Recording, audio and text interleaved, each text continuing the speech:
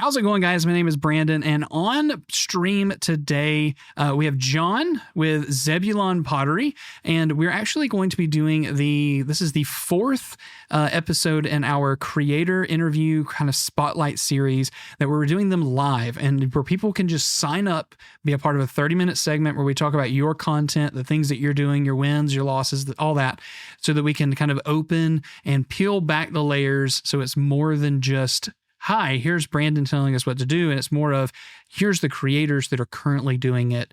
What are they doing that's working? How can I learn from it, etc. That being said, what's up, John? How's it going, man? It's going well. Awesome. So here's what I want to do, John. Let's get to know a little bit about you. I know, because we've been hanging out and chatting stuff. First time meeting in person like this. But tell me a little bit about you. Tell me about the channel, and tell me about your business. So my channel, about me, I'm a potter. I live in Wendell, North Carolina. And if you guys can find me, I appreciate that, because then you can come to my shop. So I'm not trying to hide. I've been making pottery for maybe 20 years.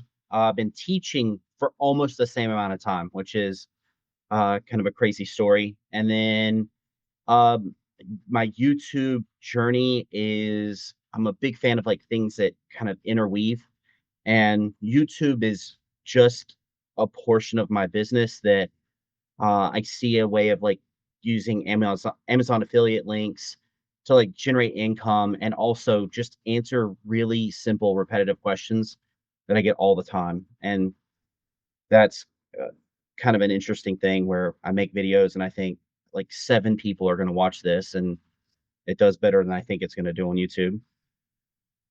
Love that. Love that. So for your business, we mentioned a couple different times. I know it. We've mentioned a couple of times. Tell us a little bit about Zebulon Pottery and the transformation that it did from the start till today. So I started Zebulon Pottery. Well, I'll go back to the very beginning.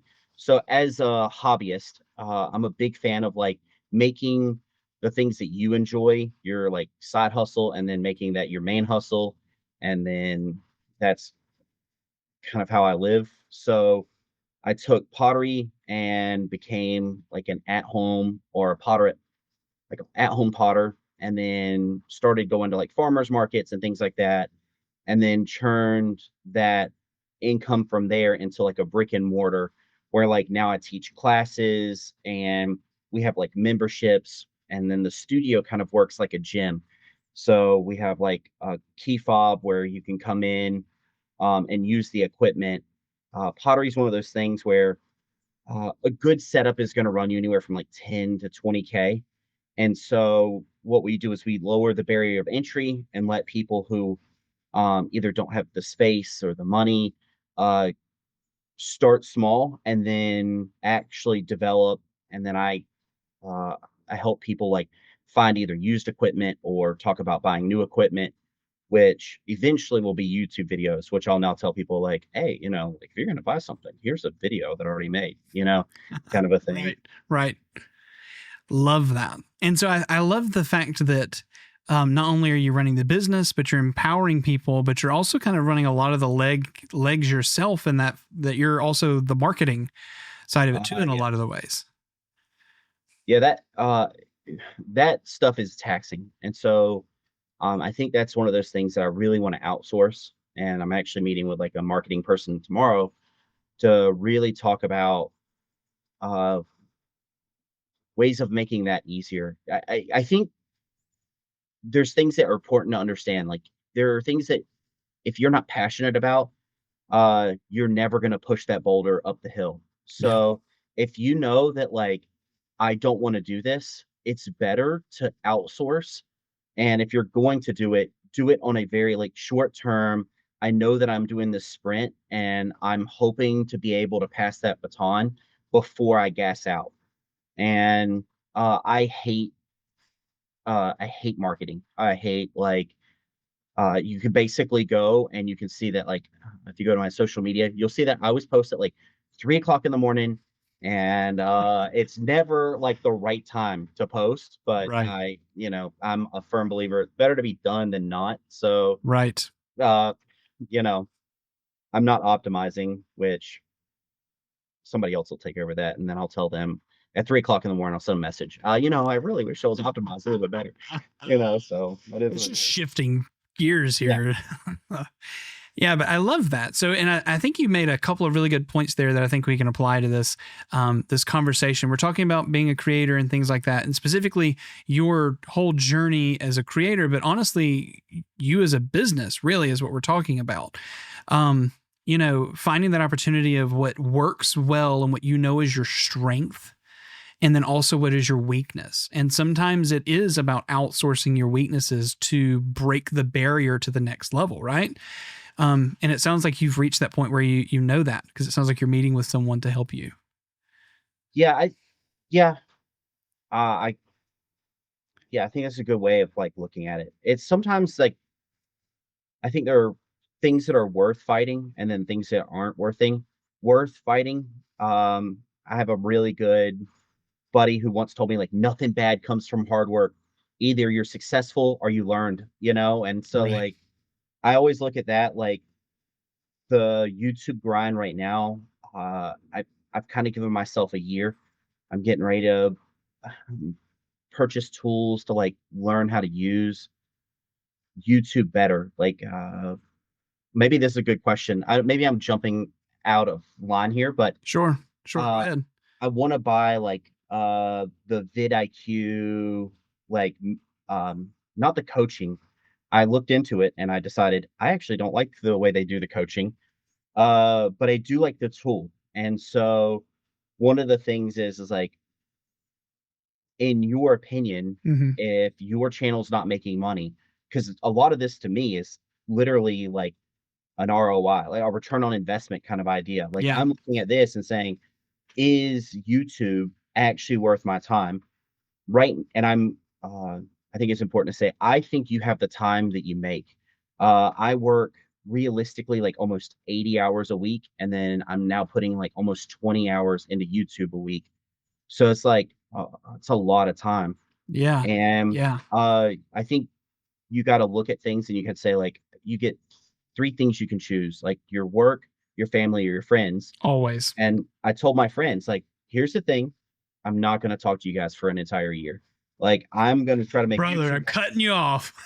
And I was like, hey, if I have some days off, I'll let you know. Yeah. Like, and I'll message and I'll see if they're available. But like, no hard feelings. Like, I used to have people I played video games with, and I just told him, I was like, hey, it's one of those things. Like, if I want to make this work, I'm not going to cut back on like my 9 to 5 or whatever, but I will cut back on the stuff that, uh, like you just sacrifice.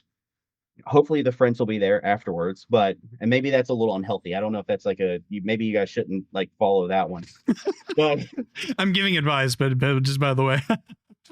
but, it's like, I don't know. Like, to me, like when I look at YouTube, oh dude, I feel like all of my thoughts are so jumbled right now. No, go for it. You're good. Um, I'm following along. You're good. when I make a YouTube video, so I went to school for art. I look at a video as like an art piece, something that Yeah. you're can objectively, like if you're painting and you take a step back and you look at it, some of the painting process is actually just sitting there for 10 minutes and looking. And I edit the videos that I make, and then I watch them, and then I go back and I re-edit, and I write notes, and then I have 2 or 3 people that I'll send them a Dropbox link, and I ask the same 3 questions. When did you quit watching? When was it like, "Okay, dude, I just started watching TV and I, just let it play through." Like, Yep. check that Yep. timestamp of when you got bored. What was confusing? What did you not like about it? And then only like if you had to give me the worst critique, like the heaviest, like I'm gonna take a big old dump on this project. What is the most hurtful thing that you can say about this? Right. And with those, because I don't need good feedback. If it's like, hey, it's great, there's always room for improvement. So, and you have to take people's opinions and say like, I'm going to use that or I'm not going to use it. It's Correct. not like, and they know that. I tell them up front, like, hey, I appreciate your input. I might not use it, but I do really appreciate it. And Right. I think that's kind of an important thing if you're going to find people who are willing to watch your content that you're trying to set that feedback up. Oh, Yeah, dude, but there's things like vidIQ that analyzes things. All of these things are just like little bits of information. But I watch my videos and I think, oof, like right now, my goal is like 100 videos and then start like trying to refine and make things better. sure. At the same time, I'm still trying to refine and make things better. But there's a question of like when so like my wife gave me the okay to buy your coaching thing. Sure. And so the question is when okay, all of that to get back to the point. All right. Chat. Everybody else had a really good one. We're live streaming this right now. Chat, are you? The question is, I've followed along this whole time. Okay, chat, have you followed along this whole time? Keep going, Zebulon. Go ahead, John. This rabbit trail is going every direction but straight. Yeah. The question is like, if I think most people who are watching your content really want YouTube to work for them, right? So Right. the question is there's a time to learn and just do Mm-hmm. and know that you're not going to be successful. And then Yes. that's like you're learning the game. But then at one point it's competitive. You are like, I'm no longer just playing chess to play chess. I'm playing chess to like gain a ranking. To And be so grandmaster, to yeah, be, Magnus Carlsen. you're never going to get to, I don't know what the 3,000 rating. I don't know what the ratings are. You're right. You're never going to get there if you don't know how the pieces move. And so Right. if the thing about like vidIQ, Yeah. that's that might be a playbook that's out of my reach. Like when do you decide to sink money in to like that playbook? When do you buy the coaching? When is it important to invest? I don't know. Maybe I'll leave it like that. Invest in that. Yeah, Yeah. there's a lot of stuff that you just unpacked. Let me unpack it the way you packed it. Perfect. Okay, so vidIQ. Let me just go ahead and tell you about that. One that you're talking about is not the coaching plan. Those of you who are curious and who are watching Cake Ninja could also be able to speak to this. And then just to give a little bit of background, the coaching piece is where you actually connect with a coach, and then it turns into this like you send videos back and forth to your coach, little 90-second videos. And like they ask you a question and then you send a question and they respond to you. And it's kind of this sometimes fast, but sometimes slow, depending on who the client and who the person is that is your coach, right? I also do not like that model personally. I think that removes that whole human aspect of what coaching is, which I think kind of just defeats the purpose of that idea. But the one that prior to that is, I think it's like $50 a month. You can try it for a month. I think Think Media has one code. Think you can get it for $5 for the first month to try it. Not that I'm promoting Think Media's affiliate link, but I don't have one with them. So go use theirs. You get the same thing. Anyway, so do I find that there's a position or a place in content creation that says that now it's time to invest in tools to better yourself? I think there's the moment where you realize, just like you said about marketing, when you finally figure out, I don't have the knowledge or the tools to accomplish what I'm trying to reach. vidIQ is one of those tools that I don't understand SEO. I don't understand titling. I need someone to kind of help me frame my videos. And by using some AI, that the one benefit of that plan you're talking about is the AI bot has full access to your channel analytics, and they're able to see everything from your viewers, your retention, the click-through rates, everything. And you can ask it questions like, why did this video not perform? And it can intellectually break down that stuff and tell you why from its perspective, which in my opinion is a very valuable tool for those people who do not understand all of those numbers. Now, there's a point, like I've been paying for it, that plan that you're talking about. I used it for about 2 weeks and realized that I'm past that point because I understand those numbers. That's because I've been doing it long enough that I've had to learn why those numbers work. So I've moved past it. I've kept it because I want to make some content around it, basically. That being said, From someone in your position where you're a business owner, is that $50 investment a month going to yield the return on affiliate income, ad revenue, things like that? That comes down to how you're going to use the tool. Is the tool to revolutionize previous content, change that optimization, and then up it? Are you going to use it to fuel further scripts, which could make like script writing easier as well as recording videos easier? Are you going to use it to conceptualize concepts for your new marketing person that they then could also use the tool and kind of speed up their kind of job in the same case? If the answer to any of those are yes, the tool is useful. But in that same case, you can have every tool in the book, but if you don't know how to effectively use it, it's just like having the potter's wheel, but have, never been shown how to throw the clay. It's the same exact idea. You can have every tool in the book, but you have to know how to use it. And with that chatbot, that is the selling point of vidIQ. If you don't know how to appropriately talk to it, and it has some pre-made prompts that are good, but if you're intellectually understanding, act as a YouTube, the prompt, you are my YouTube copyrightist. Please break this down and go through this in 100 to 200 words or this in a bulleted format and provide me 3 different opinions on this subject. And that's your prompt. That's a really direct, useful piece rather than why did my video not perform? You're going to get different results. So if it was me, when it comes to the creating content part, I think creating 100 videos is a great thing. And it could be 10, it could be 200. There's a moment where you realize that I'm just making content, but I've hit a wall, and I did. And that wall was, I can continue to review a product and post it. I can continue to review a product and post it. But what's going to make me stand apart? And what made me stand apart was more methodical, making sure I said everything that I needed to say, but keep it simple enough that it didn't overdo it for the viewer, but from an educational standpoint.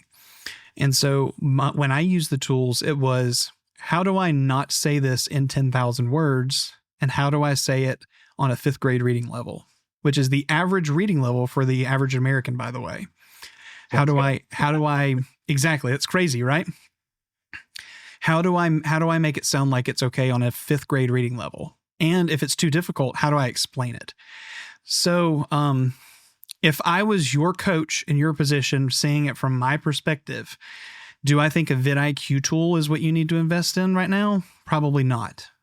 I think that your next investment genuinely needs to be, how do I improve my content quality and how do I better my processes? Things like audio, things like that video and placement, and then also ways to just make it simpler so that you as the business owner are not investing extra time that is lower return on investment. It's a lot more time that you as a person are taking away from family, right? And you also can't put it towards friends. How can I take and optimize it to make it simple? Thursdays from 8 to 12 is the time that I'm going to be recording YouTube content. I don't want to have to edit it. I can pay somebody $50 to edit my video and get it on YouTube, right? Simplify the whole process. But what are the small things I can change? That's where I think you are right now. I don't think a vidIQ tool is going to be the changing point. I think you could spend that $50 on a good camera stand and a really good like microphone, even if it's just a microphone, and have much better success. I've already bought those things. So okay, good. I'm on the second stand, and then I'm technically on my second lapel mic. The first lapel mic I bought was I don't know, it just was awful. Then I thought I could figure it out, and then I don't think either I'm not smart enough, or actually it's bad. It could be either one. The other one, it just works. So well, good. I have no idea.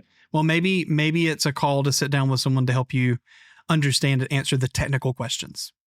How do I, is this right? Is this not right? Can we test this? Maybe it's a more technical conversation. That That's might be fair. more what you invest in. Maybe it's someone who's local. Maybe it's a kid. Maybe it's me. You get onto a call and we just break that stuff down. Not saying that I'm selling you my services, but Darkened Cyrus Live. No, I think I I think think it's the it same should. thing. Yeah, Um, because I mean, you do have something to offer, and I'm a firm believer. I think people make this mistake of thinking they need to reinvent the wheel when there's this guy who's really good at making wheels, and really what you want is the wheelbarrow. And so, like that wheel is very important. Yeah, you could spend the time to make it, or you could just go buy the wheel, or figure that setup and then get to work. yes, It's a mistake to waste your time where it's not valuable, right. or And maybe yeah. that's not. You know, Well, I'm not gonna start valuable saying for that. your time. That's Yeah, the thing. And where you are. It'd be a different story if you were like, I'm 20 years old and YouTube is my career and I work a cheap, easy 9 to 5. But no, you're a business owner trying to capitalize and teach, right? So I think you're in a different position. So you have to think time management. How do I make my life as easy as possible? Um, and sometimes that just comes down to easy structure. This is what works. This is what doesn't work. This is how you set it up. This is how you don't, etc. So I know that we went on a huge tangent away from like, here's your creator journey. oh yeah. But I really think this is where Well, you are, right? yeah, my journey is pretty short. I made a video that was fairly successful like 4 years ago, and then like every month it's doing pretty good. Yeah. And then I've been wanting to do YouTube since I was in like high school, and I've watched these other potters start and build really big careers out of just doing what I could have been doing. Right. And I've always been delaying the start for like basically I'm not like I'm editing with CapCut on my phone. I'm doing everything on my phone.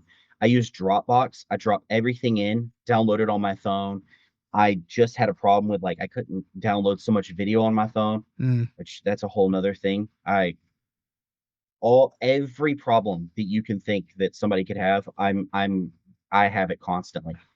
So wow. I hit every roadblock that is basically hittable, and then um like I said, I'm realistically giving myself like a year on YouTube. Yeah. If I don't turn this into like some kind of like semi-profitable thing, maybe it's just not right for me. I could be spending that time either with friends, making money different ways. I've got a lot of stuff that I want to do with my business. And I mean, I support my family and myself on my business by itself. So my Yeah. wife doesn't work, she raises the kid. And that's actually, I shouldn't say that. That's That's not true. that's a She raises huge the kid. job in It's a huge itself. job. Yeah. Yes. Let's be honest. Yeah, I'm not okay. She doesn't have a conventional job. Yeah. Is what I really meant to say. I mean, maybe it is more conventional than any job ever, but whatever. It's Um, the oldest job there is. and then I guess one last question about my channel that I think might be interesting. I I really am good with teaching people how to make pottery. It's my bread and butter. Yeah. I'm gonna do a whole master series, and I have a lot of people who are like, "Oh, you should sell it. You should sell it." I hate gatekeeping knowledge, and I think like, if it's worth buying, I YouTube will pay me. That's kind of how I think of it. Okay. And then the other thing is um, like how to run a studio, and what was the other one? Oh, how to sell your products. So like those three playlists are like on my big to-do list. And I Yeah. think they're like they're I could like zoom out and say like they could be separate channels, but Sure. I have no interest. I mean, I No, literally I would struggle not with do it. separate channels. You Uh, know? yeah. Wow. I mean, we're thinking really big picture here, and I love that. So when you say studio, you mean your pottery studio? Yeah. So I mean, if you wanted to be a potter, Yeah. what do you need to be a potter? And what are like your like safety wise? How do you actually mop the floor? These things you think are simple. I'm telling you right now, I've spent over maybe $600 in playing around with mops. And I can tell you, I know the right mop, Yeah. and Yeah. that's on the list of videos. I'm a big like roadmap kind of guy. Like I plan what I think is interesting, and right now, all of my videos, except for like how to make glaze, which I plan on remaking, right, are just like cannon fodder. Like my last video is maybe I think my best, and I spent the time to write a word for word script. And there's a part in there where I forget what I'm supposed to say, and you can see me actually churn to walk to it.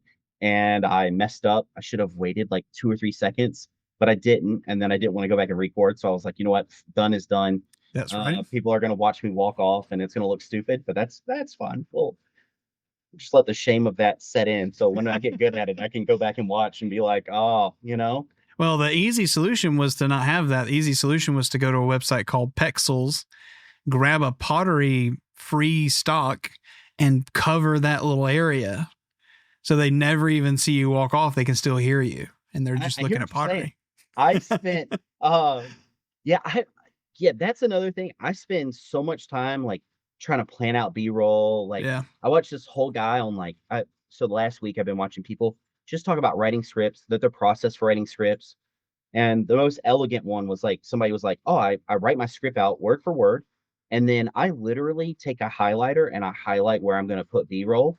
And I know that this many sentences equals this much time. And I know that these kind of formulas are nice for like retention. And that saved me a ton of time in editing, because what I've been doing is taking 1 or 2 cameras, setting them up on tripods. And once I start working, my hands are so dirty, I can't move things. Yeah. And so it's like, well, if I have all this content, something has to be good. And then I was going through hours of content trying to whittle it down. And that is dumb. Don't, under no circumstances should you guys ever try that.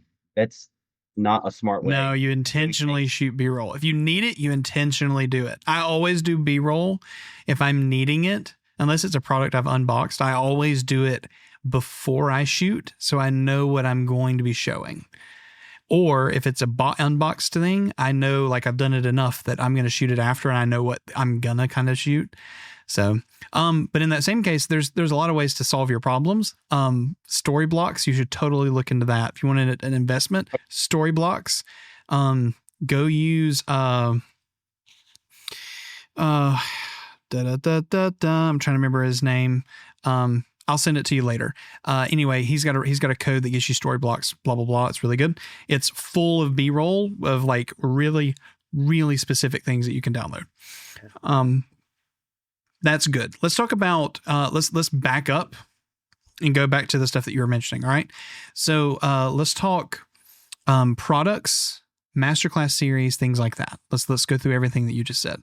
I think that, the best place to do something is to have one single channel, because everything's pottery, right? All of it's kind of the same genre that we're talking about. We're Close talking enough, yeah. Right. It's all in this scenario. The best mop, right? That would be a really good YouTube video, right? You show this mop, whatever the case. During that video, if you have a masterclass and you're trying to course it, promote the course, put it up. There's a whole thing of like, do I want to do a course? Am I good enough to do a course? Am I someone who should do a course? And let me just say this, if you have information that you think is valuable, someone is going to find it also valuable at some point. Now, if you just have random information that you haven't cohesively put together, then you have a product that people might not like. But if you know, and as a business owner and as a potter of 20 years, I'm sure you have infinite amount of knowledge that if I'm trying to get into either being a business owner with pottery or to be a beginner potter, there's going to be something I'm going to learn from you, right? So do I think courses are out of the question for you? No. You're talking about making money while you sleep, okay? Website to do it. This is really easy, and it's Beacons, because you can do it all in one place, one single link, and it's cheap. Okay, so you go to Beacons, you can sell your course there. You can do custom one-on-one calls with products there. You can do all of your social media outreach there. You can actually plan out all of your social media posts there and see it on a social calendar. Be a good thing if you're a marketing person to be able to take on, is looking at Beacons. But yeah, I think that a course is a really good thing, but there's always that whole point from a business perspective. And I'm sure you understand top, middle, and bottom funnel, right? And if you don't, quick thing, if you don't know anything about business, top funnel is the sticky stuff that catches all of the bugs, the bug traps you put up, right? That's what you're trying to catch them in. right? The middle funnel is when you pull them bugs down. Now, what are you going to do with them? And then the bottom funnel is the final piece. Where are you going to take them in the end? So top funnel for you is going to be your YouTube channel. This is your Facebooks, things like that. This is supposed to be the easy, accessible content that gets them interested in what you're doing. The mop video would be fantastic. How to throw clay the correct way, how to clean the wheel, things that you've already done. That's great. You can continue to redo those videos multiple times in different ways, ones that are successful. The middle funnel is going to be the place where you lead them. Maybe it's a consultation to your business, right? Getting them in the door of your business, whether it be a virtual pottery class where, hey, bring your thing. These are the things that you need. Come join in, ask questions at class. And then your bottom funnel is going to be your course, where it's, let's go in depth. You take maybe 3-4 days, you've planned it out, you record that course, you hand it to somebody to edit, and then they put it up and post it where it can be bought. And you can say at one time, hey, go to ZebulonPottery.com, could be your website, go check out my course, etc., blah, blah, blah, blah, blah. That's from a business perspective, you're going to get the best ROI from that position. But seeing as YouTube is your marketing funnel, you have to be producing content that is highly searchable and highly engaging to get them to that point. So you either need to hit them quick with what your grab is. Hey, I've only got 13 spots left in my course for this upcoming session. So please make sure you go check that out. You're going to be able to get direct access to me and anything that I'm currently working on in the studio. You get a live one-on-one call with me to be able to see where you are in pottery and just offer quick advice for a 60-second or 60-minute session once or whatever, right? That course could cost $60, $50, right? And the value that you add there, and you take 100 people that you get on that course, you multiply that, you can see the investment, right? Yeah. So I think that that's a really good thing. You start with a simple course, step it all the way through. When it comes from a studio perspective, what do I need for my studio? That's a really good series on your YouTube channel. Leave some stuff out that's the deeper conversation, right? The really nitty gritty stuff. Like these are the huge pitfalls that I figured out. At the very end of it, you can be like, hey guys, if you want to make sure you find out a lot more in-depth stuff that I go way too deep into than just a regular normal YouTube video, you should check out my courses where I go really far into this. Come check it out. And maybe you offer on your course page a free video that's really deep that gets them onto the course page, that they're able to really buy into the idea of getting something from you. And then they see all that other beautiful content around it that you've got for paid. Put it as like a 50% off and let them click on it. So let me ask you about that. Yeah. Do you know Blacktail Studios? Have you ever? It's I like haven't. woodworking. Mm-mm. So he makes these like beautiful like wood tables. He's got I love his content. But he does that where he's like, here's my master class. And he specifically said the reason he has a master class is because it wouldn't make for a good YouTube. Nobody Correct. actually wants a deep dive. And that kind of stuff like blows me away. Like in my head, I think, if I could get that's actually oh dude, I wish my thoughts just were in a straight line. But the whole reason I don't purchase something from like what Sean Cannell's whatever his thing is. Creator thing. Yeah. Yeah. So the reason I watched all of his YouTube videos. Yeah. Don't get the Sean Cannell thing. It's not anything I have against Think Media, but it's not worth it. It can't be different. It has to be regurgitated the same stuff. All of his videos, I'm not trying to dog on the guy. It's great content, but he has this like, if you've watched any more like 100 hours of his content, you start to see this pattern. And maybe like he's just getting people in waves, and it's just like I'm New not creators come all the time. Is what he's doing. And I have a hard time building trust with like, is it worth buying this? So maybe that little snippet of like, here's what you're actually getting is a good idea. Yeah. But well, I mean, and not just here's what you're actually getting. Like, give them a valuable video that you would consider a course style video that's not necessarily series based, but just a one simple thing. And maybe it's a studio video. Here's the things you have in your studio, and be like, if you're curious about if you're wanting to start your studio and things that you would want to do, I have a video on my course page that is free right now that you can go check out. They're getting full value, something that is longer. It's a lot less edited, maybe. great ways to be able to get into something. Yeah, I think that's a great way. And that brings them over, and then they can say, if it's not valuable, then it's not for them. But if it is valuable, they might be like, oh, I like this guy and I vibe with him. Yeah. How do I fully connect? Maybe it's a one-on-one of I didn't really get everything. Can I connect with them further? And that's now you might not be monetized on YouTube or getting as much affiliate income, but your funnel is now making you money because you're sending it somewhere. Yeah. I mean, you definitely get, uh, it's funny. You talk about the funnel. In my head, I call it like a super fan. Like usually you're going to catch people who are just interested, and then you get the people who are interested enough to watch, let's say, 100% of your content. Yeah. The super fans would follow you if you're like, okay, today we're talking about Super Smash Bros. And I know that we've been doing like They're always whatever. there. They're your people. That's And that so Sean Cannell. The super fan is Sean Cannell. And there's a book too about the super fan. I I bought his book. I Oh, I went okay. through his whole book, and then the thing is I was like, uh, nothing. Yeah, I mean, I was like, okay, I've heard this all before. Yeah. Not saying. I mean, the book is good. Hey, listen, if you're like an Audible person and you don't want to watch his videos, you want to do it in the car. I think it's worth the credit or whatever. Yeah. But I like the idea of a super fan, and it is so true. Let's be honest. You're going to have those people that are consistent there every single time.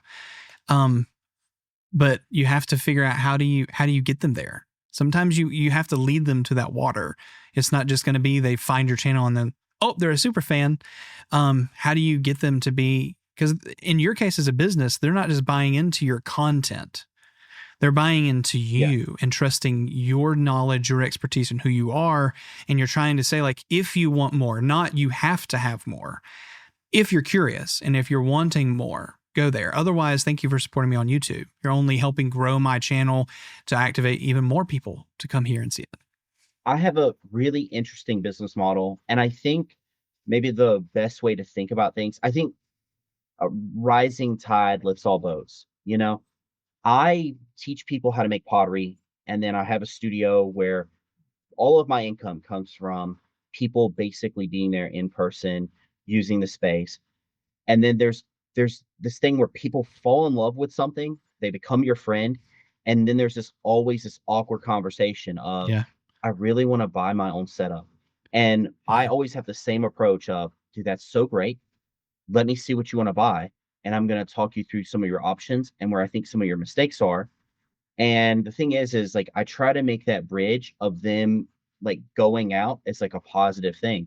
Yeah. And that way I always tell them, like, if you ever have questions, you can always come back. I am your friend, and the thing is, um, you would think that that would hurt me. But what ends up happening is they make friends. Somebody says, my kid would love to do this. How about you teach them? And you know what they do? They go, hard pass. You know what you should do? You Go should to go him. talk to John, Yeah. and they'll send their friends. If I've had people who literally spend $10,000 building their own setup, I go to their house, I make sure everything's right so their house doesn't burn down. And then when their in-laws come in, they literally will pay hundreds of dollars to set up like a private class just so that they can.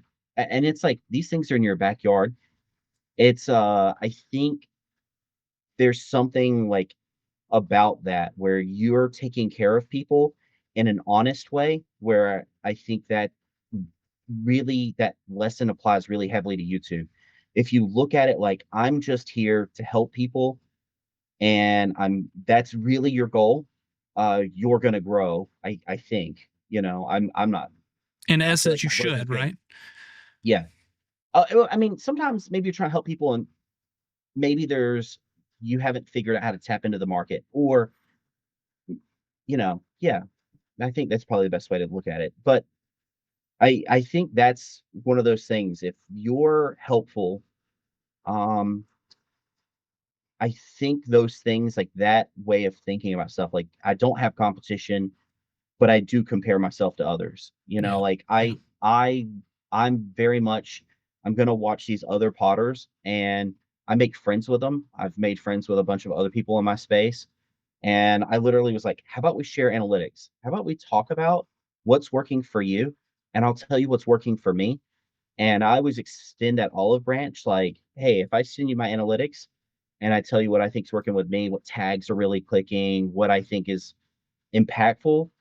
Um, like I made friends with a guy, and he was like, I always had the problem with my keyboard died, so I would just go to Five Below and buy a wireless keyboard.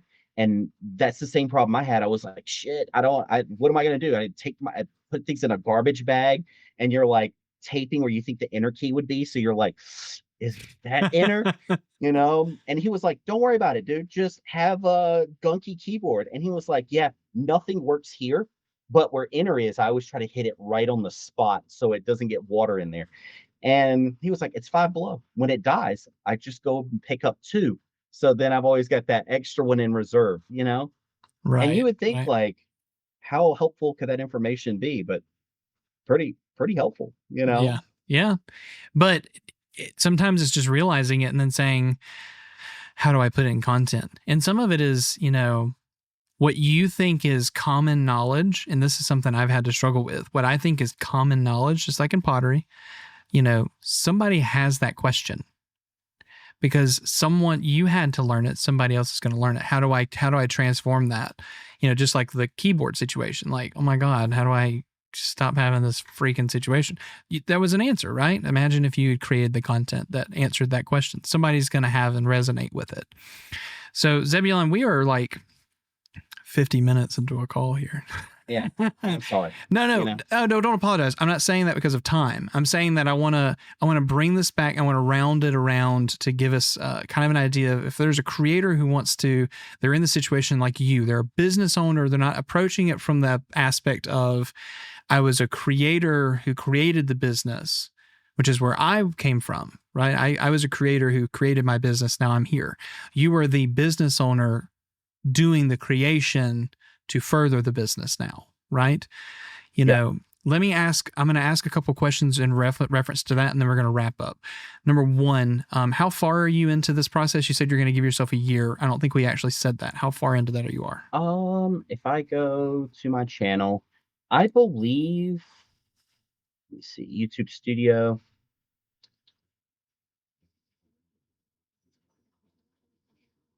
I believe I've only been doing like serious content for maybe a few months now. Oh, nice. Okay. So like a month and a half ago, 2 months, I think my first video was like how to make this sync. So that's February 3rd.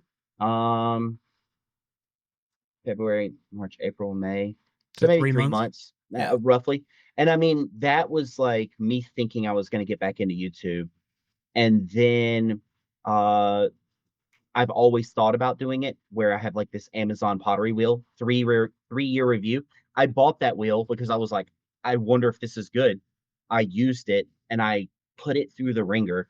I put a year's worth of effort into seeing if I could burn up that motor and really take down good notes. That video is trash. But I do have my favorite comment when somebody goes, dude, it's really cool that you took the time to actually use this and for a long period. Most people unbox it and then give me an opinion about it. Yeah. So I like that. All of that time that I would consider wasted, that one comment was enough for me to be like, oh, That's I did good. it. Well, Yeah. you Usually did it it. is one I did comment, it. Like, one something. and that's such a weird thing how like just that little bit of validation. So yeah, 3 months is where I've decided like I'm gonna do this and I'm gonna take it serious and I'm gonna try to be good at it. Awesome. Awesome. And based upon that, 3 months in, where is let's look 9 months down the road. Okay. As a business owner, what does the point of you saying I am successful at doing this? Is So it that's what does that look like? I mean, you've obviously had to think of some kind of goal. yeah. So this is the problem. I overanalyze and I'm a big strategy guy. So like you were saying earlier, aim for the stars, Yeah. or aim for greatness and I don't know Aim what you for said. perfection, fall for Perfection, hit excellence. greatness. Yeah. And so the thing is for me, the way I look at it is I say, well, if each one of my videos averages anywhere from 5 to 20 to 30 hours of watch time each time I post, they're getting better. So that watch time is tending to inflate a little bit more. That means after 100 videos, I should be monetizable. If I literally got no views at all, like moving forward. So that 100 should technically like monetize me. I plan on being monetized in like the next like 3 to 6 months. Um, I right now my strategy is all about how do I make good content? And that is such a hard thing to look at where I look at other potters and I know, okay, these guys just hit record and then they go around and they don't have I mean, we're all like in the same we're the same person. This right here is awful for you. I mean, I'm What do you mean you know, awful for me? What do you mean? oh my god, dude, I'm like a firework. I just poof, and then like I don't even know where I'm going. I just know that I'm going out, you know. Right, right. And so it's like, if I watch your content, it's this clear, clean line that that's what people want. They don't click on it to have this open monologue. And most of my competition on YouTube, it's not stiff competition. It's not a highly Googled or YouTube kind of thing, right? But if you look at the people who are successful, that's what they're doing. They have a clean narrative, they have nice, clean footage, right? And I do think like I suffer bad from like video and audio issues where it just never really looks good. I I'm like a kid with like a sticker book. I know that the rules were like, okay, every 15 seconds, make an edit. And so I'm going in and I'll just count it. Is that 15 seconds? Okay, make an edit, change it, do whatever. That's not that's imitation. That's not actually thinking. So right now my journey is very weird in the I'm just looking to improve quality and compare myself to the people who are like doing really well. What success looks like is being monetized.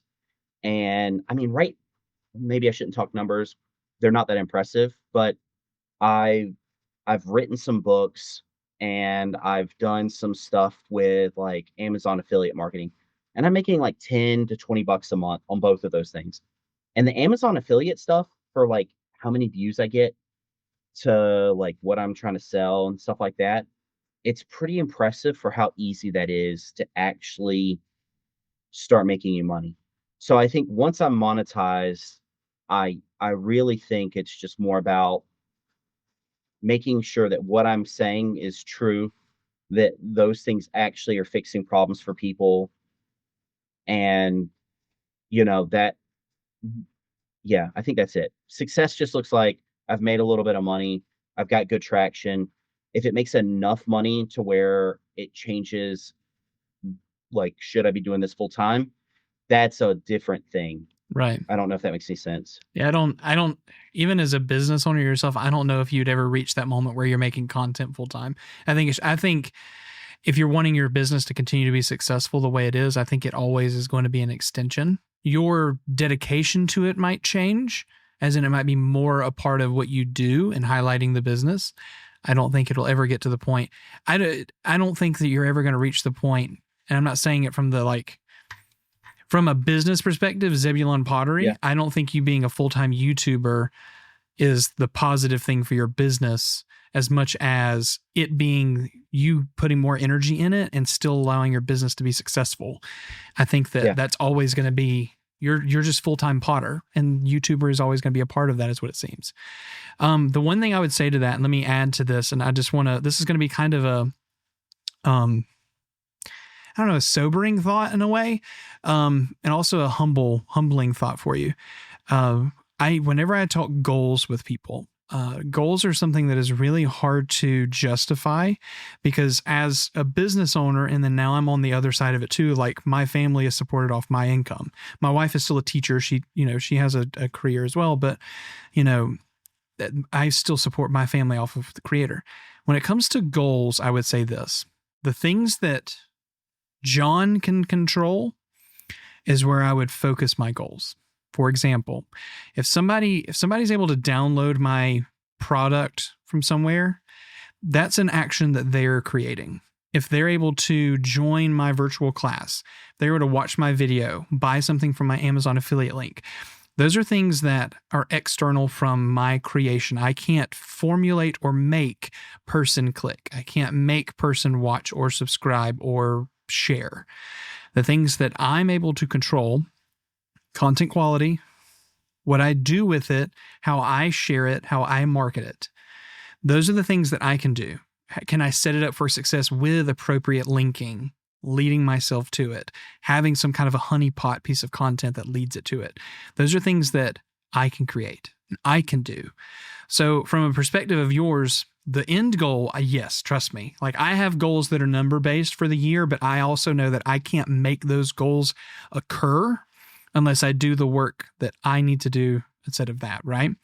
So Yeah. like me for this year, 30K subs, I'd love to be 30K subs, but I can't make 9,000 more people click the subscribe button. I disagree. I think you can. You're on your way, dude. Yeah, but I can't make them click it. That's what I'm saying. What I can do is provide quality content that attracts and leads 9,000 more people to be a part of my community. That's what I can do. So what is my goal for this year? My goal is to make 80 videos this year. That's my goal. 80 videos that are high quality that I want to create. Sure, I want them to be sponsored. I want to make money. I've got to support my family, but I want 80 videos out. I know that I can create that. And if I fall behind it, then that's on me. If it's one of those things that from a monetization standpoint, I wanted to be monetized the day one, right? But I think that humbling moment is saying that if I'm monetized on my channel, but I'm not getting regular views, am I really going to get the AdSense payment that I'm expecting? And just to sober that for you as well, I'll just be completely transparent. My channel, last month, I got 180,000 views in a month. I got about $600 in Google Ad Rev. Okay. So sober that for a moment. Okay. We're not talking about me thousands of dollars a month on Google Ad. That's literally like 10 to 20% of my income per month. Yeah. So, and everything else is what I have set up to send them to, is what gets me the rest of that. So I think the successful thing for you right now is when you start thinking goals, I would say that this year, I'm going to make content for a year.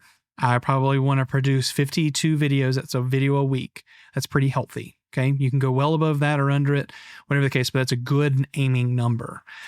Of those videos, I would like to average, a 30% watch rate, 40% watch rate. You can somewhat control that with how well you edit your videos, right? I want to aim a click-through rate. I can somewhat control that with a title and a thumbnail. Those are the things that you're able to impact, and you can see marketable growth in your channel analytics to see whether or not it's measurable.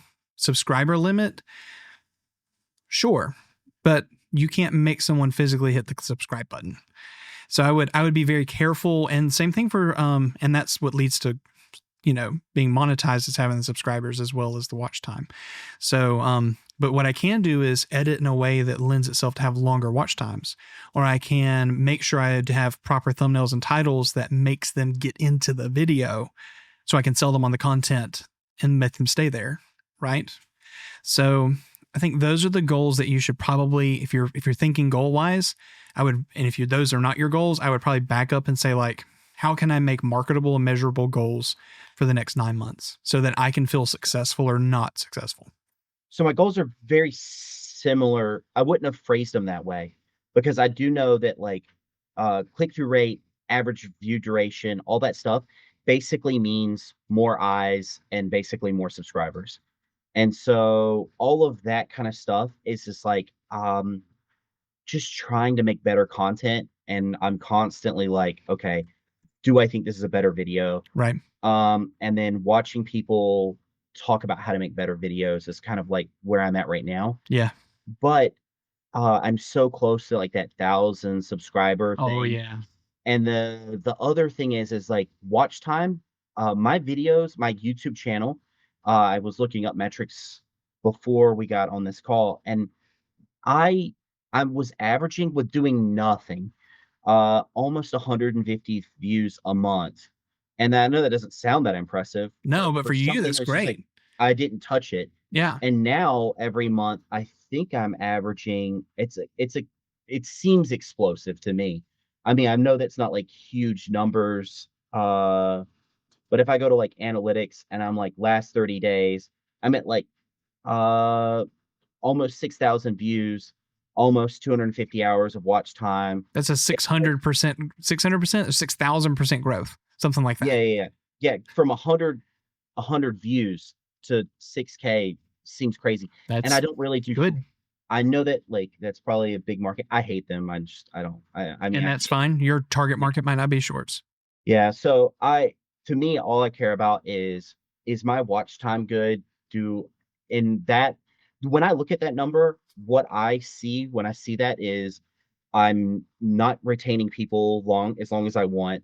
My if the click-through rate is bad. The fun thing now is I'm going back and I'm trying to figure like, okay, if I redesign this thumbnail and I retitle it, because you can do that as many times as you want, as far as I understand, it doesn't hurt Yes. you. Nope. And I can say like this was better, and I literally will keep things and I'll jot notes. Like right now, I'm just trying to find a brand. Like right now, if you look at my thumbnails, they're like Mm-hmm. chaotic, Mm-hmm. but they're chaotic for a reason.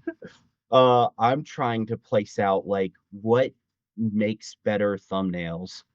Um, and I think maybe some of the problems I have is I've watched a lot of people who are very like catchy. They're like, all right, if you're gonna do this and you're gonna be a YouTube streamer, this is what you want.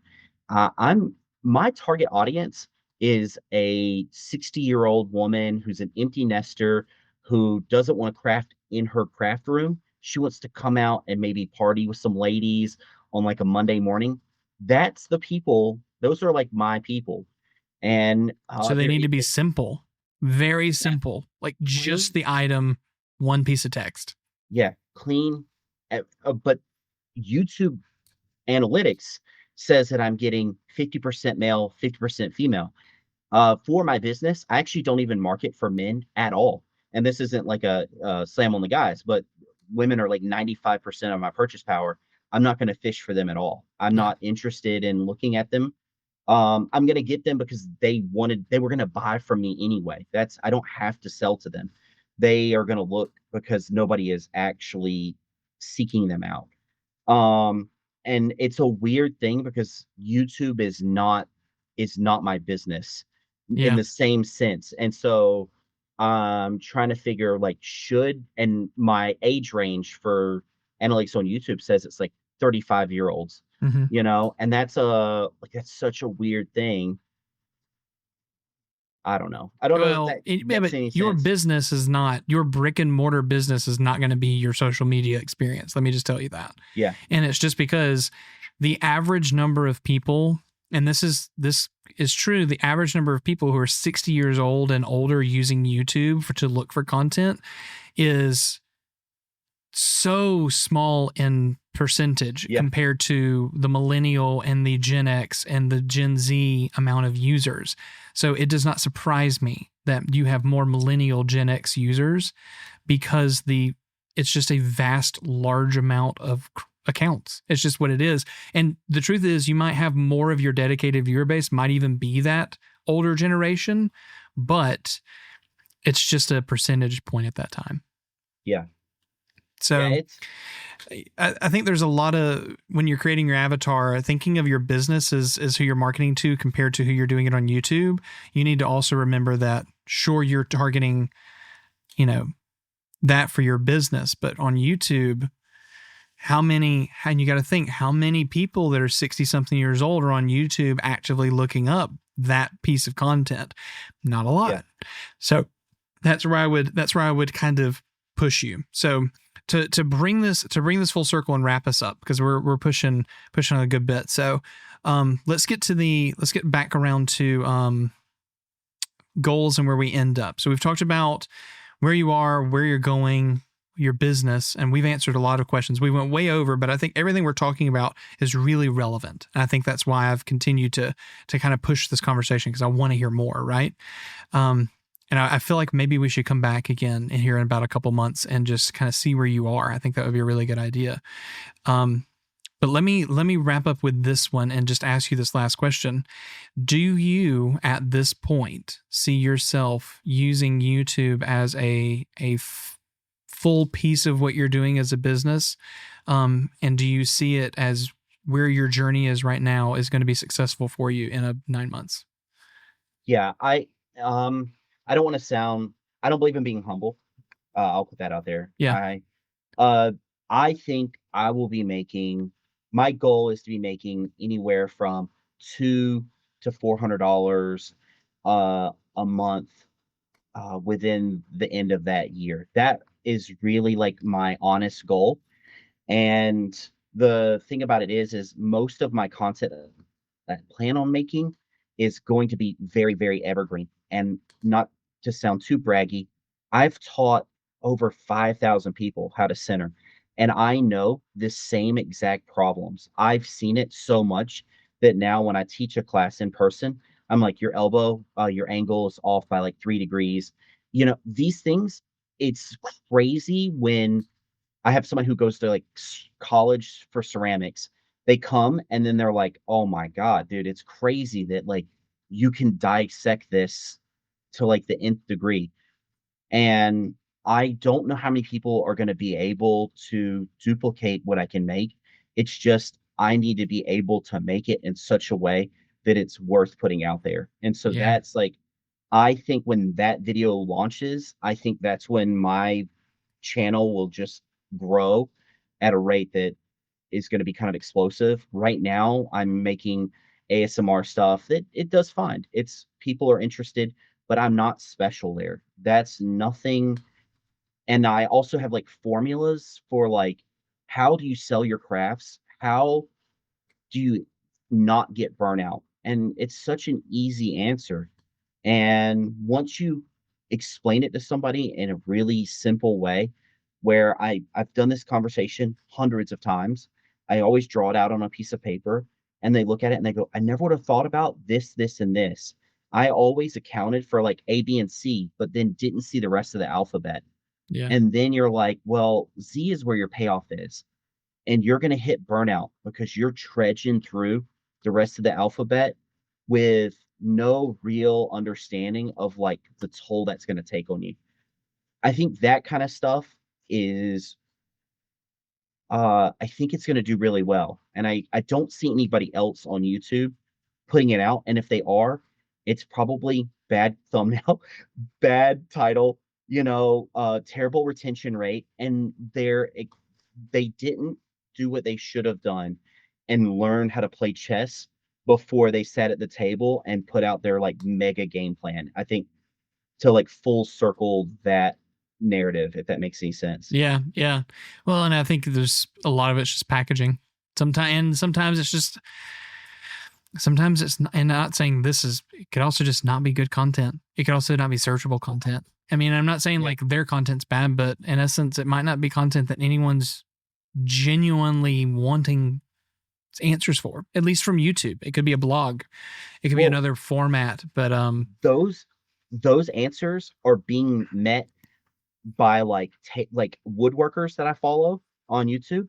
Those answers they have similar insight into, and they're doing really, really well. It's like, why is it that this is not? It's so similar. I mean, if yeah, I was crocheting, woodworking, if I was doing whatever, why is that not performing the same way? right. Yeah, that's a good listen. I'm with you, man.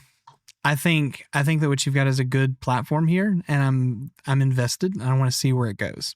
I really do. So, John, this has been a great conversation. I appreciate it, man. Um, Thank you for your time. yeah, totally. We've totally went over on time, and I really actually we're looking at it. Hardwire just said, I guess it's best to aim for the last time slot for these. Yeah, I'm sorry, uh, Yeah, and I think the big thing here, regardless, I know we went over time and we had the time, like we weren't on a time crunch. Maybe we increase the time of the future ones, and this is why this is a huge test run. But John, I appreciate you giving me your time to kind of tell your story, and we just go back and forth because I think it was good conversation. John, where can people find you? What's the website for your business, and tell us about your channel, where to find them. So ZebulonPottery.com is the website, and pretty much every social media platform. It's Zebulon Pottery. That's where you pick me up. Got it. Got it. Awesome. Hey, I hope your meeting tomorrow with your marketing person works out. And I hope that does. If you want to connect with me anytime, whatever the case, have a deeper conversation, let me know. Oh, And yeah, it's on the to-do list. I love it. I would put it like this. I literally would never, ever, ever join anybody's membership. And I'm telling you right now, I feel like you come across so honest when I was watching people and I'm like, dude, I feel like this guy's just dropping nuggets, you know? And then I Oh, paid the I $3 appreciate that. because I hate waiting in line. You know what I mean? That $3 Yeah. for me, I was like, bro, I'll give you $20 right now just to get me to the front of the line. Yeah. And so I jumped the line, and then the thing is my wife, I'll put this on the TV, we'll be cooking, and like that month was coming up, and I was like, all right, babe, the thing is, am I going to keep this membership? She was like, do you like it? I was like, yeah, man, I feel like I'd like to support them, And I was like, Yeah. plus I would have gave him $20. So like, how many months should we? And she was like, I think it's $3. Like, who cares? And it's interesting because to me, it's like having a badge means nothing. I just don't. It's not none of that stuff is interesting. But probably 20 years from now, when that card just dies out, that's have to remind me. Yeah, I do Yeah. think it's worth it. $3 for like what you offer. Yeah. Even if I mean, skipping the line, whole other benefit. You should Yeah. charge way more for that.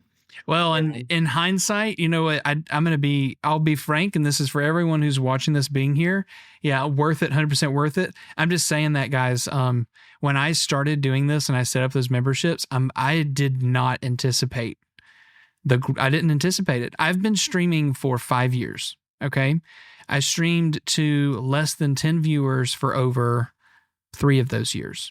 And I didn't care about the numbers because I was making content and YouTube was my goal anyway, right? But I did not anticipate vertical streaming to do channel reviews. I've still went back to Twitch and tried to stream, and I've literally felt like I could have just done a channel review stream. Like I'm at that point because I feel like I'm providing a whole heck of a lot more value and people are responding to it. So yeah, the $3 number, I was after making it and leaving it there. I'm still gonna leave it because I like the idea of it. I think it's great and it's easy, it's cheap to get in, and it does offer, jump to the front of the line, go for it. I think it's great. Yeah, 10. Yeah, I think that's fine. Eventually, I think if it ever gets to the point where it's everyone's membered at one point, then I think I might have to rethink it. But I'm not at that point. You only jump to the front of the line if you're $10 a month. Everyone, just go. Everyone's membered. Everyone wants in front of the line. Sorry, guys, the line is members. Like when it gets to that point, we'll have to rethink it. But we're not there yet. So I mean, $3. I think the lowest I could have set it, I think it was $3 was the lowest that I could set it. So I just went with what it was. I wanted to give you one piece of criticism. Go for it, please. So I wanted to get hold of you, and I knew Discord was going to be like the easiest way. Yeah. I had to go from YouTube to Twitch, and then from Twitch to scroll down to get to the link for Discord. And I wish you would just take your Discord link and put it in the comment section, of your video. Oh, that would be like one thing. Well, they're in my description. They're in every one of my videos have a thing there. Yeah, but it's always my Discord's always discord.gg/thedarkness. You know what? I'm dumb. I probably didn't see it. I went around, but see, that's the thing. That whole mute button, this right here proves that I was too dumb to just. Hey, under this one it says join Darkness Discord. That's probably copy pasted. Oh, the embarrassment, Hey, you know what? There's one that'll and even in that same case, in any live, you can type exclamation Discord, and my bot will always pop it up in chat as well. That's really nice. That's really good.